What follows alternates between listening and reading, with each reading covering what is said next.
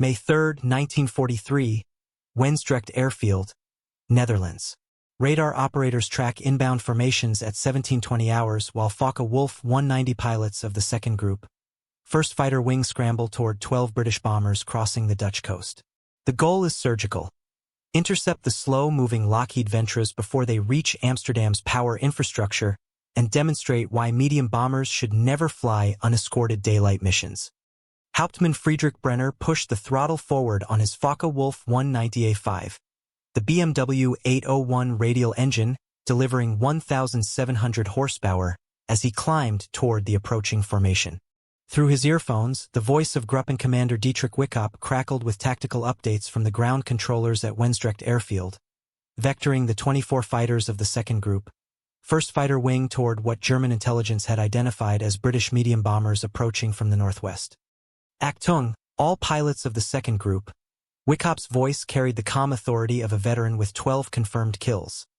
British bombers at Angels 10, bearing 270, estimated 12 aircraft. Standard attack pattern. Hit them hard and hit them fast. Brenner checked his armament panel, confirming that his 4 20mm MG-151 cannons and 2 7.92mm MG-17 machine guns were ready for combat. The Focke-Wulf 190 had been specifically designed as a bomber interceptor, and its concentrated firepower could tear apart any Allied medium bomber in seconds. What puzzled him was why the British Royal Air Force would send such vulnerable aircraft into heavily defended airspace without adequate fighter escort. Below the climbing German fighters, the Dutch countryside spread out in geometric patterns of green fields and silver canals, while ahead, tiny specks grew larger against the afternoon sky. Brenner squinted through his armored windscreen and felt his pulse quicken as the enemy formation came into focus. 12 twin-engined aircraft flying in 2 type boxes, their olive-drab paint schemes marking them as Royal Air Force bombers. Mein Gott, muttered Unteroffizier Horst Adamek over the radio, his Focke-Wulf 190 flying wing positioned to Brenner's starboard side. They look like flying pigs with those fat fuselages and stubby wings. The comment drew bitter laughter from several German pilots who had encountered these aircraft before during previous raids on Dutch targets. The Lockheed Ventura had earned its unflattering nickname from both Allied and Axis aircrew due to its ungainly appearance, high wing loading, and poor performance characteristics that made it fundamentally unsuited for daylight bombing operations against defended targets. Squadron leader Leonard Trent, leading the formation from his Lockheed Ventura AJ-209, scanned the sky ahead for signs of the Spitfire escort that should have been providing top cover for Operation Ramrod 16.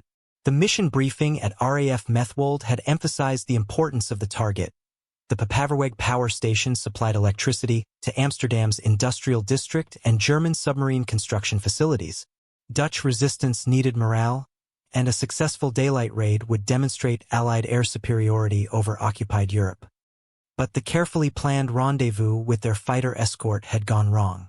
The Spitfire squadrons assigned as high cover had departed England early, climbing too high and arriving at the Dutch coast ahead of schedule, alerting German radar operators and failing to maintain the low-altitude profile that would have kept them hidden until the critical moment. Now the Venturas were approaching their target with inadequate protection, facing the full weight of the Luftwaffe's Western Front fighter defenses. Navigator to pilot, Flight Lieutenant Vivian Phillips called through the intercom from his position in the nose of Trent's Ventura. Target bearing 045 degrees. Range approximately 15 miles. Anti-aircraft batteries should be visible in 3 minutes. Trent acknowledged while scanning the horizon for enemy fighters, his experienced eye catching the glint of sunlight on canopies far above. The Luftwaffe was positioning for attack, and his formation of 12 medium bombers, now reduced to 11 after Sergeant Baker's aircraft had turned back with mechanical problems, was flying into a carefully prepared trap. The tactical situation favored the German defenders in every measurable aspect. The Focke-Wulf 190 fighters possessed a speed advantage of nearly 100 miles per hour over the heavily loaded Venturas, superior climb rate, better armament, and the crucial benefit of fighting over their own territory with radar guidance from ground controllers. Most critically, the German pilots were veterans of 3.5 years of combat operations, many having cut their teeth during the Battle of Britain and the subsequent fighter command offensive over northern France. Brenner rolled his Focke-Wulf into a shallow dive, building airspeed for the initial attack pass while his wingman Adamek maintained formation. The German tactic against medium bombers was brutally simple. Approach from above and ahead at high speed, concentrate firepower on the lead aircraft to disrupt the formation, then break away before the defensive gunners could track targets effectively. "Here they come," Trent announced to his crew as black dots separated from the sky above, growing larger with alarming speed.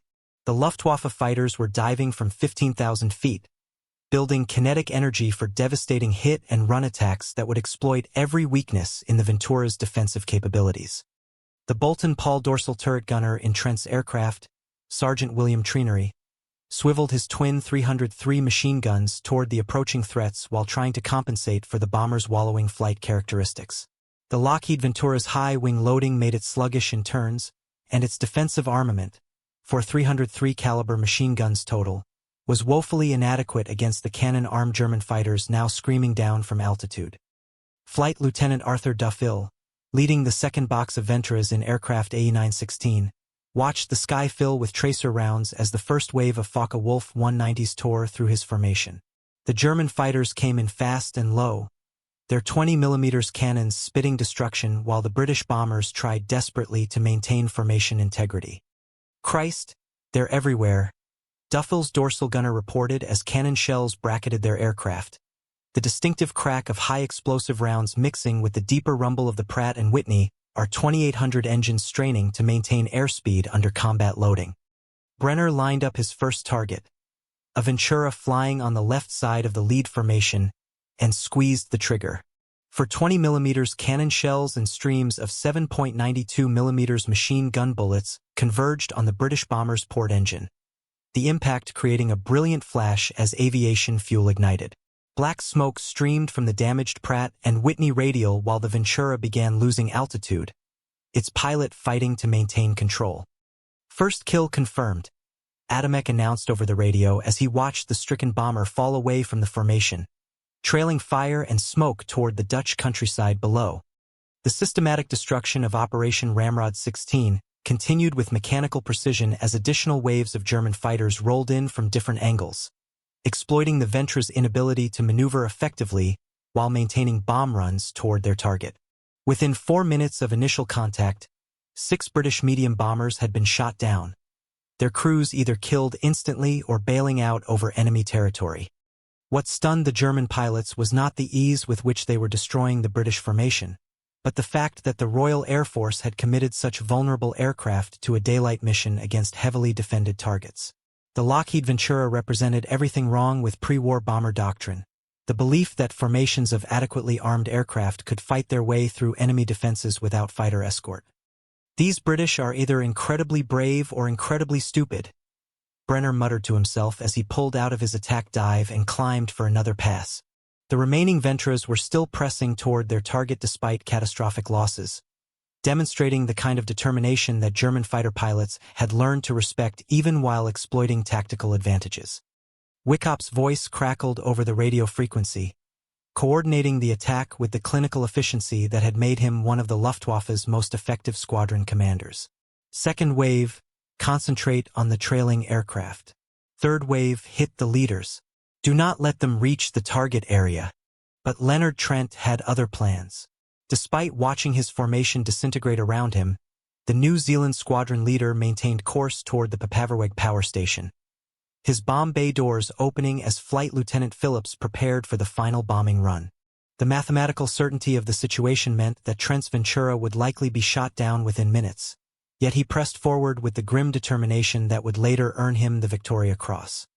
The tactical lesson being written in smoke trails and falling aircraft over the Dutch countryside would resonate throughout the remainder of World War II. Medium bombers, regardless of nationality, were fundamentally unsuited for unescorted daylight operations against defended targets.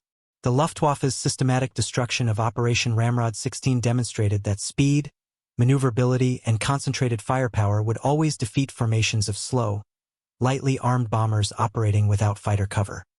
Similar scenes were playing out across multiple theaters as German, Italian, and Japanese fighter pilots encountered Allied medium bombers attempting missions for which they were never designed.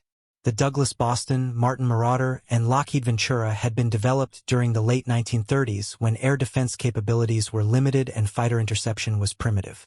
By 1943, radar-directed fighter control, cannon-armed interceptors, and veteran pilots had created an aerial environment where medium bombers could only survive through stealth, speed, or overwhelming escort protection. The Mediterranean theater provided additional examples of medium bomber vulnerability when confronted by experienced Axis fighters. Italian Macchi C-202 and C-205 pilots had proven equally adept at intercepting Allied bombing formations, while Japanese Ki-43 and A-6M0 fighters in the Pacific demonstrated that even older interceptor aircraft could devastate medium bomber formations caught without adequate protection. Captain Giulio Reginato of the Regia Aeronautica had encountered similar tactical situations during operations against British bombing formations in the central Mediterranean, flying his Macchi C-202 Folgore from bases in Sicily and Sardinia.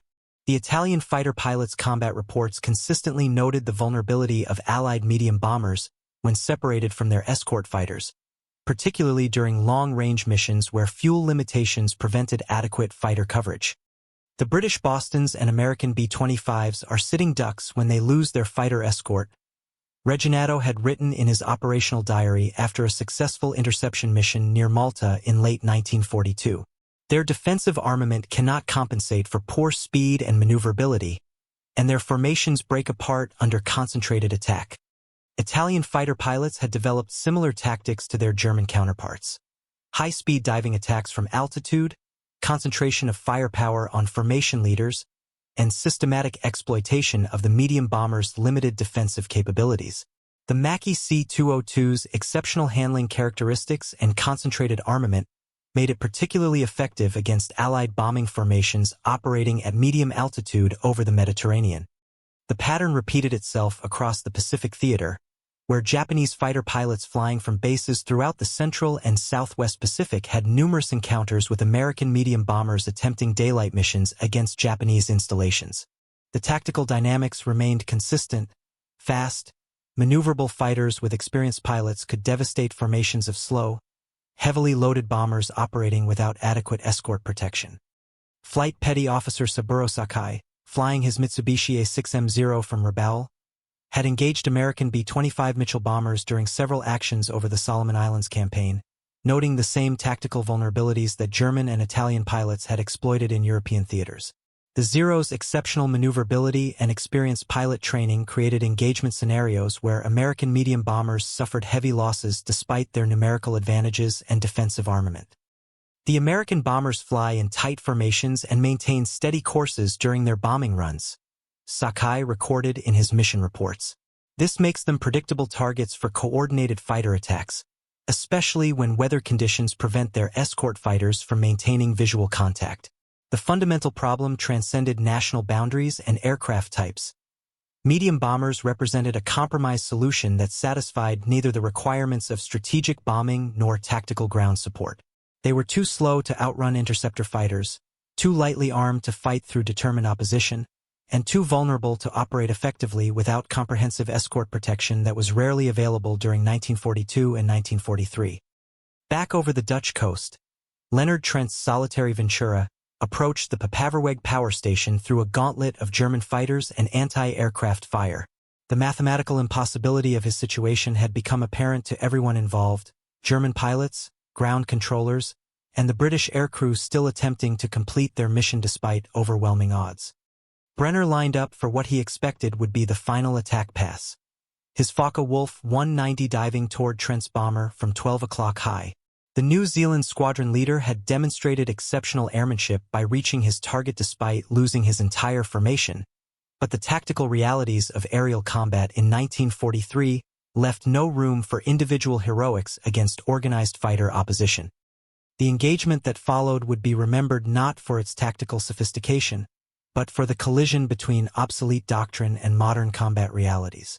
Trent's fixed forward firing guns caught Brenner's Focke-Wulf during its attack pass, sending the German fighter spinning toward the ground in flames while cannon fire from other Luftwaffe pilots tore through the Ventura's airframe.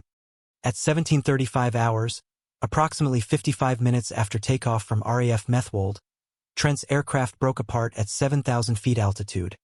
throwing the squadron leader and his navigator clear while the remaining crew members were trapped in the disintegrating bomber. The destruction of Operation Ramrod 16 was complete, 10 Lockheed Venturas destroyed, 28 aircrew killed or captured, and 1 German fighter lost in exchange.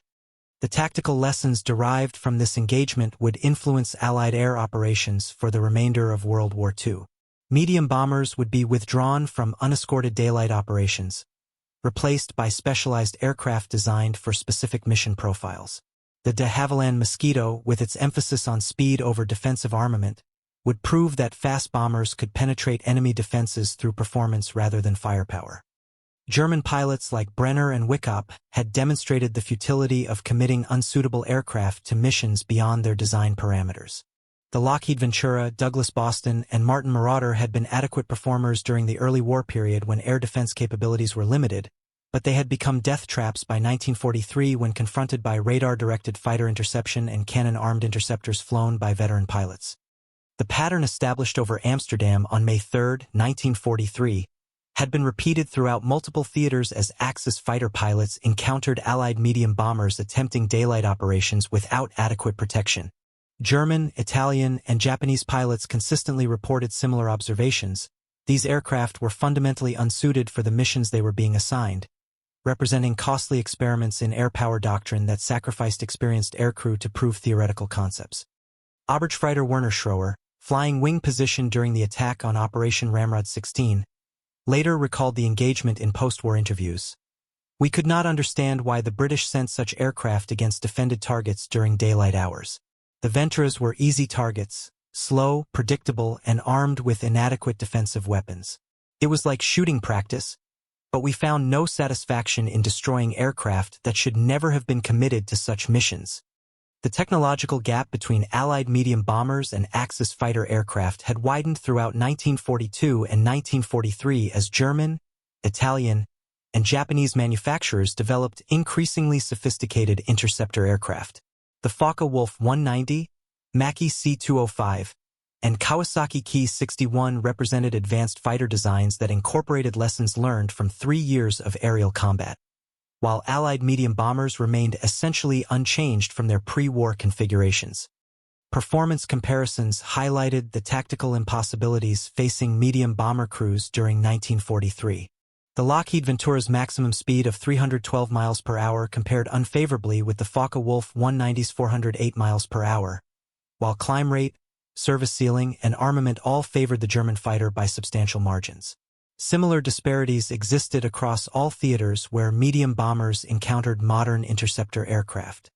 The Douglas A-20 Boston faced identical challenges when operating against Italian fighters in the Mediterranean theater. Captain Franco Bordoni Bisleri, flying Macchi C-202 fighters from airfields in Sicily, had engaged Boston formations during multiple missions against Axis supply convoys, consistently achieving favorable exchange ratios despite numerical disadvantages. "The American Bostons are well-built aircraft with competent crews," Bordoni Bisleri noted in his combat reports, "but they cannot overcome fundamental performance limitations when confronted by modern fighter aircraft. Their defensive firepower is insufficient to deter determined attacks, and their formation flying becomes a liability when fighters attack from multiple directions simultaneously." Mediterranean operations during 1943 demonstrated the same tactical principles that had been established over Northern Europe. Medium bombers required either overwhelming escort protection or mission profiles that avoided direct confrontation with enemy fighters. The North African campaign had seen numerous instances where Allied bombing formations suffered catastrophic losses when separated from their fighter escorts, while successful missions typically involved either night operations or carefully planned strikes with comprehensive air cover. Pacific theater operations reinforced these lessons as American medium bomber crews encountered Japanese fighter opposition throughout the Solomon Islands, New Guinea, and Central Pacific campaigns. The Boeing B-25 Mitchell and Douglas A-20 Havoc had proven effective in specific tactical roles, particularly low-level shipping attacks and close air support missions, but they remained vulnerable to fighter interception during conventional bombing operations. Lieutenant Commander Hiroyoshi Nishizawa, commanding a squadron of A-6M0 fighters based at Rabaul, had engaged multiple formations of American medium bombers during the Guadalcanal campaign, achieving consistent success through tactics similar to those employed by German and Italian pilots. High-speed diving attacks, concentration of firepower on formation leaders, and exploitation of the bomber's limited maneuverability created engagement scenarios where American losses often exceeded tactical objectives. The American bombers demonstrate excellent technical quality and crew training, Nishizawa reported to his superiors, but their mission profiles expose fundamental vulnerabilities when operating without adequate fighter escort. Coordinated attacks by experienced pilots can disrupt entire formations, forcing aborts or achieving high loss ratios that make sustained operations impossible. The Japanese approach to bomber interception emphasized the same principles that German and Italian pilots had developed independently: speed, altitude advantage, and concentration of force at the critical moment. Zero fighters would climb to altitude above incoming bomber formations, then execute high-speed diving attacks that maximize their performance advantages while minimizing exposure to defensive fire. Technical analysis of combat engagements throughout 1943 revealed consistent patterns regardless of theater or aircraft types involved. Medium bombers operating without fighter escort suffered loss rates that made sustained operations tactically impossible, while missions with adequate protection achieved objectives with acceptable casualties. The mathematical relationship between bomber vulnerability and fighter protection had become clear to military planners across all combatant nations. The Royal Air Force began withdrawing medium bombers from daylight operations following the disaster of Operation Ramrod 16, replacing Venturas with de Havilland Mosquitoes that emphasize speed and altitude performance over defensive armament. The Mosquito's wooden construction and advanced aerodynamics allowed it to outrun most interceptor aircraft while carrying similar bomb loads, representing a fundamental shift in bombing philosophy. American air commanders reached similar conclusions following combat analysis from Mediterranean and Pacific operations. The Martin B-26 Marauder and Douglas A-20 Havoc were gradually reassigned to tactical support roles where their vulnerability to fighter interception was reduced through mission profiles that emphasized low-altitude penetration and rapid egress rather than sustained formation flying at medium altitude. German fighter pilot training incorporated lessons learned from encounters with Allied medium bombers, emphasizing the importance of coordinated attacks and systematic exploitation of bomber formation weaknesses. Fighter command schools used gun camera footage from successful interceptions to demonstrate proper attack techniques, while tactical doctrine evolved to address changing Allied bombing strategies. Major Joseph Priller, commanding officer of the 26th Fighter Wing, had participated in multiple interceptions of Allied medium bomber formations, developing tactical procedures that were subsequently adopted throughout the Luftwaffe's Western Front fighter units. His after-action reports consistently emphasized the vulnerability of unescorted bombers while noting the effectiveness of coordinated fighter attacks against formation integrity. Medium bombers represent targets of opportunity rather than serious strategic threats when operating without adequate fighter protection, Priller wrote in his tactical analysis distributed to fighter squadron commanders. Their defensive armament cannot compensate for performance limitations, and experienced pilots can exploit formation flying requirements to achieve favorable engagement conditions. Italian fighter pilots developed parallel tactical doctrines based on their experiences in the Mediterranean theater, where encounters with British and American medium bombers had provided extensive opportunities to refine interception techniques. The Regia Aeronautica's fighter training program incorporated specific modules addressing medium bomber interception, using combat footage and pilot debriefs to develop standardized attack procedures. Capitano Adriano Mantelli, an instructor at the Italian Fighter Pilot School, had compiled extensive data on medium bomber vulnerabilities based on combat reports from Mediterranean operations. His analysis identified specific weaknesses in Allied bomber formations while recommending tactical approaches that maximized Italian fighter advantages. British and American medium bombers demonstrate consistent tactical patterns that experienced pilots can exploit, Mantelli's training manual explained. Formation integrity depends on mutual defensive support, but coordinated attacks from multiple directions can overwhelm this protection while creating opportunities for individual fighters to engage isolated targets. The Japanese Navy and Army Air Forces developed sophisticated tactical doctrines for medium bomber interception based on their extensive combat experience throughout the Pacific theater. Flight training schools incorporated specific scenarios that replicated engagement conditions against American B-25 and A-20 formations, while combat veterans provided instruction on optimal attack techniques.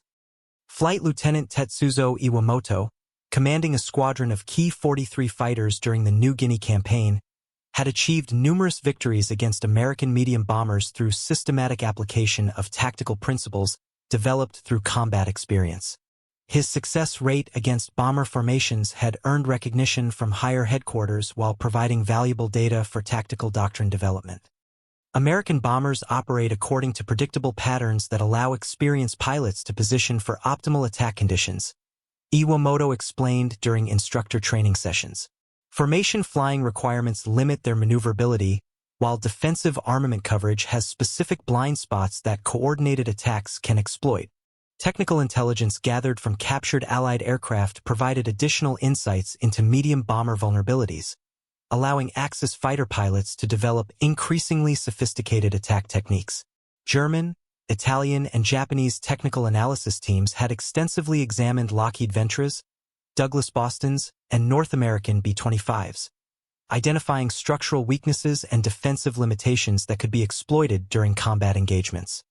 The Focke-Wulf 190's 20mm cannon armament had proven particularly effective against medium bomber construction, with high explosive shells capable of causing catastrophic damage to fuel systems, engines, and control surfaces. German pilots had learned to concentrate fire on specific target areas that would maximize the probability of achieving quick kills while minimizing their exposure to defensive fire. Italian pilots flying Macchi C-202 and C-205 fighters had achieved similar success against Allied medium bombers through systematic exploitation of performance advantages and tactical positioning. The Italian fighter aircraft's exceptional handling characteristics allowed pilots to execute complex attack maneuvers that overwhelmed bomber defensive capabilities while maintaining engagement initiative.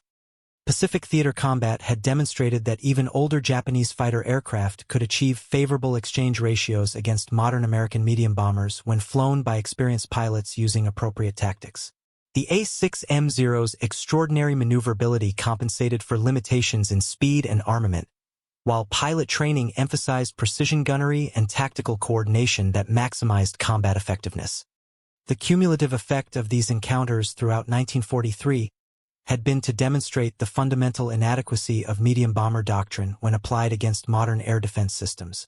German, Italian, and Japanese fighter pilots had consistently achieved tactical success against Allied medium bomber formations, forcing changes in Allied air strategy that emphasized specialized aircraft for specific mission requirements. Post-war analysis would reveal that medium bombers had represented a transitional phase in military aviation development, bridging the gap between pre-war light bombers and specialized aircraft designed for specific tactical roles. The combat experiences of 1943 accelerated this evolution by demonstrating the tactical impossibility of using compromise solutions against increasingly sophisticated opposition. The Royal Air Force's replacement of Lockheed Venturas with de Havilland Mosquitoes exemplified this evolutionary process, while American adoption of specialized attack aircraft and night bomber operations reflected similar recognition of changing tactical realities. Medium bombers would continue serving in roles where their limitations were offset by mission requirements, but their use in contested airspace against modern fighter opposition had been proven tactically impossible. German pilot reports from operations throughout 1943 consistently noted the professional competence of Allied medium bomber crews while questioning the tactical wisdom of committing such aircraft to missions beyond their capabilities. Fighter pilots respected the courage and skill of their opponents while recognizing that technological and tactical advantages made favorable outcomes inevitable.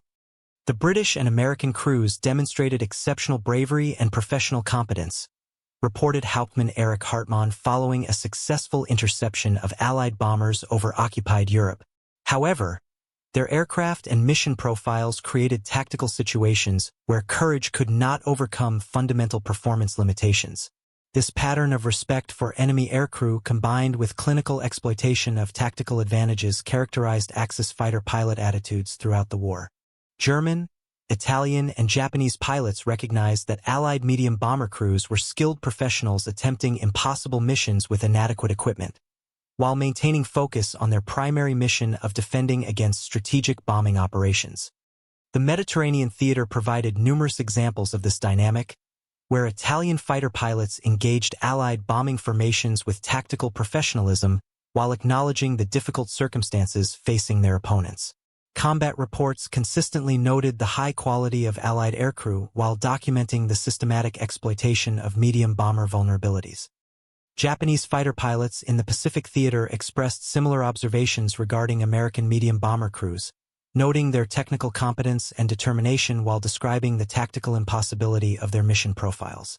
The professional military culture of all combatant air forces emphasized respect for enemy aircrew while maintaining focus on tactical objectives. By late 1943, the tactical lessons derived from medium bomber operations had been incorporated into air doctrine throughout all major air forces. The concept of unescorted daylight bombing by formations of medium-performance aircraft had been proven impossible against modern air defense systems, while alternative approaches emphasizing specialized aircraft and comprehensive planning had demonstrated greater effectiveness. The transformation of Allied air operations reflected these hard-learned lessons as medium bombers were reassigned to roles where their capabilities matched mission requirements.